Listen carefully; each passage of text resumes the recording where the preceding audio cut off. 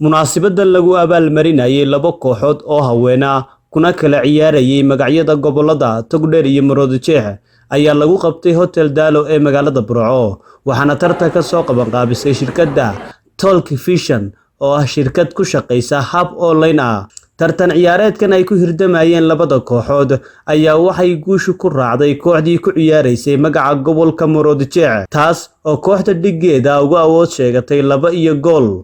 munaasabadan ayaa waxaa ka soo qayb galay macallin Maxamed Yuusuf Kahiye Doombir dhalinyaro haween iyo labada kooxood ee haweenka ah ee ku ciyaarayay magacyada gobolada Maroodijeex iyo gobolka Togdheer. ugu horreynba waxaa munaasabadaasi ka hadashay Nimco Xasan oo ku hadlaysay magaca shirkadda Talk Vision oo ah shirkadda soo qaban qaabisay koobkani.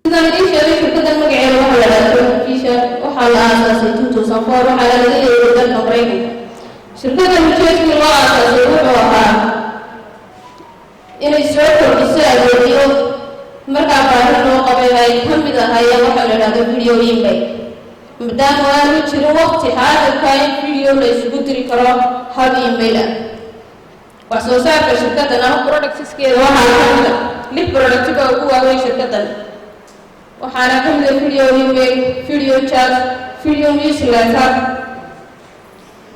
media library, video chat, sign up forms, sidoo kale live meeting. walida product ay leedahay shirkadaasi. shirkaddan chance waxay u siisaa qofku inuu ku ganacsado video marketing inuu kaga faa'iideysan karayo sida noocaada ah. waxaan bixinaa live meeting habeen walba marka laga reebo bisha barakaysan ee ku guda jirnay Ramadaan. haddii aan si yara daba raaca hadalkii ahaa shirkaddan horta waa hab online bay ku shaqeysaa dareer cokliina kuma jiraan caalamka meel kastaba qof way kaga jiraan dadku maxay tahay hablo inamo dad waaweyn dad cilmowdiina cid walba way ku jirtaa shirkaddan.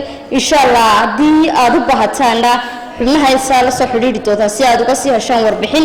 kabtanada kooxaha hablaha oo iyaguna munaasabada ka hadlay ayaa u mahadnaqay shirkadda Talk Vision iyo cid kasta oo ka qayb qaadatay koobkani. haddii aan ka warbixiyo ciyaartii ka dhacday magaalada Burco 27 bishii Afraad 2021 ee u dhaxaysay xulka gobolka Maroodijeex ee hablaha ee kubadda cagta iyo xulka hablaha Togdheer ee kubadda cagta taas oo magaalada Burco si fiican loogu soo dhaweeyay ciyaar badanna labada xul ay soo bandhigeen. waxaan aad iyo aad u bogaadinaa dhigeega hablaha Burco ee kubadda cagta.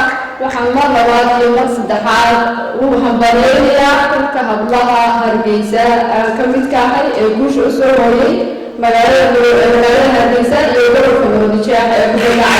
waxaan aad u salaamayaa uguna mahadcelinayaa shirkadda Talk Vision oo suurto gelisay tartankan ka dhacay Togdheer iyadoo ay hablaha ay dhiirigelin u ahayd in ay tartana aan kala aan horowin ay maanta u qabsoonto.